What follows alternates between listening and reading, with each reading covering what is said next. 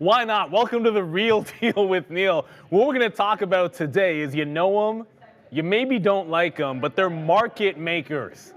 Market makers, we don't like them. Most people are like, oh no, they take our money. So I want to talk about today, how can you take a little bit of their money, right? Like as a trader, you're always looking to make that gain from price action, trading key price levels. But what about from the actual quotes, from the actual size and level 2? So I want to get to it here. First things first, you got to settle one thing. What is a market maker and what are they doing? They are making a market, exactly what it sounds like. So when you look at something like XLF here, you're going to have constant bids and asks at all the level 1 prices. Anybody that's doing that in my mark is a market maker, and they're all over the place. So, you know, when you see a stock trading, and we're usually accustomed to looking at a level 2, we're going to base things off of the charts and key price levels. There are times and situations where you simply want to look at what is going on in the tape and what is going on in that level 2 depth to give you an idea of how to make money. Now, I want to get a couple of things out of the way. I'm going to say a term called quote stuffing. Now, there's a couple of ways people like to define quote stuffing, so I'm going to give a couple here and then I'll let you know what I'm talking about. Quote stuffing can mean putting a bunch of bids and offers that you don't intend to get filled. That is illegal. What I'm going to talk about here is when you have algorithmic style trading, putting orders all across the bid and ask constantly at the level 1, but constantly adjusting them. It's quote stuffing, but it's not necessarily the direct manipulative kind. It can be because it's an ADR. So it's primary markets trading somewhere else, and someone's making a market and it's tracking like a European stock or a European level 2. It could be a dual listed stock. So if you're watching it in Canada and you're watching it in the US, the quotes are constantly changing even though nothing's happening in the stock because the FX is moving one way or the other. That's the kind of quote stuffing that you're going to see on a constant basis, specifically in ETFs if you happen to trade them. You're going to see it a lot in anything that's dual listed, and you can take advantage on something like that when you notice a change. Because when a stock like this, which has a lot of quote stuffing on XLF, like when you look at the actual prints going off in level 2, you just saw it flip from 43 bid to 43 ask. There's tens of thousands of shares there.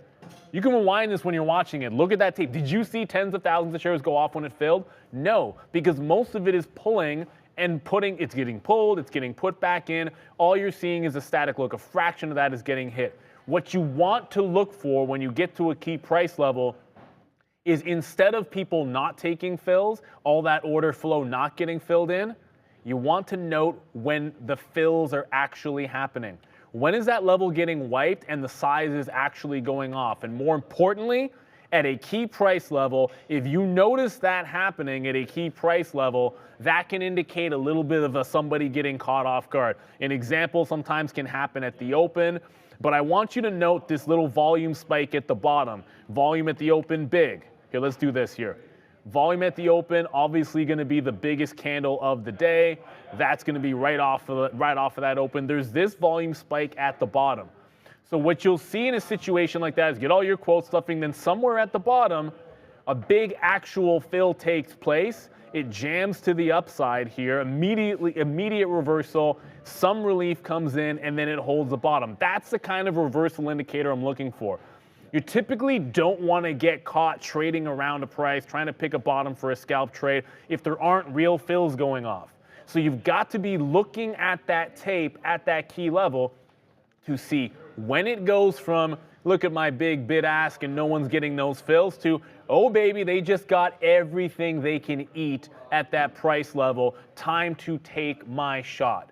One other thing that I think is important when it comes to this, you will often see tricks, bamboozlement around key price levels with fake order flow.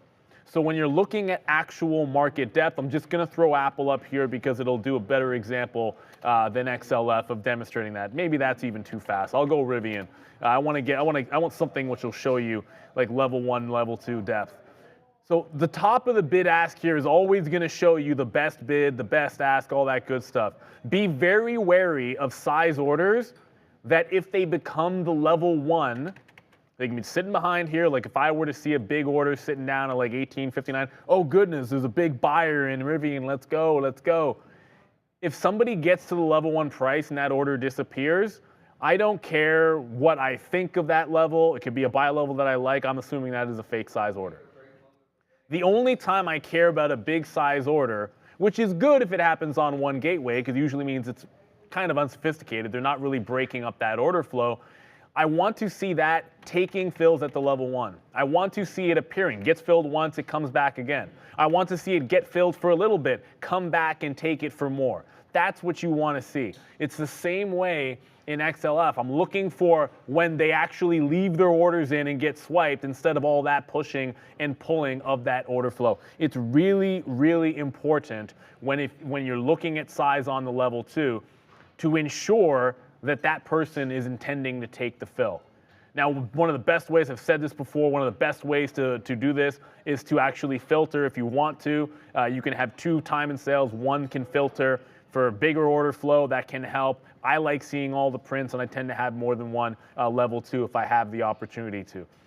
Market makers are there to serve a function. They don't have a choice but to put that order flow in. So the other advantage you have that I'm going to leave you with here is when is the time they are not going to want to make a market? When things go haywire. When all of a sudden conditions rapidly change in a stock, nobody wants to be making a market. That is an opportunity. Because when you have a liquidity event, a stock like iRobot, where there was news with Amazon and then not fighting the EU or making amendments to the EU, that just happened yesterday. And the second that drops, the market makers stop making a market. They pull as fast as they can. Some of them get trapped. And you're going to get a hint at where to execute based on where they start making a market again. It's a trap if you get caught at the bottom, but when the bad news happens and it comes back in, oh, what does it show you?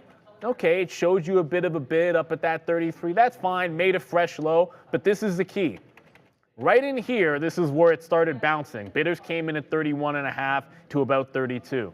When that fell back in, where was the easy entry point? Just looking for it. If that's where they wanted to make liquidity before, a lot of times in a vacuum, that's where the liquidity will come back again. When the market makers stop making a market and you don't want to trade it because it's too wild, look at where the liquidity comes back in force in those gaps. Then look to execute around those areas. You can structure trades where there's now a huge gap from back to forth. A lot of people don't like trading stocks like this because, oh, when it happens, oh, I could lose so much. Forget about that nonsense. That's an opportunity. It's an opportunity, but you've got to observe and have your level 2 up when you do it. You've got to observe where the market makers are confident coming back in there. And once they do, they're going to drop some hints for you. Whether it's this, whether it's buyout rumors, or it could be a short seller report, whatever it might be. When you get those crazy spikes, they're about to start dropping some hints when they put those bids and offers back in. So that's Real Deal Neil for you. We'll see how long that one sticks around here. But market makers, you got to be able to make money off of them because they're not going anywhere. Take it easy, everybody.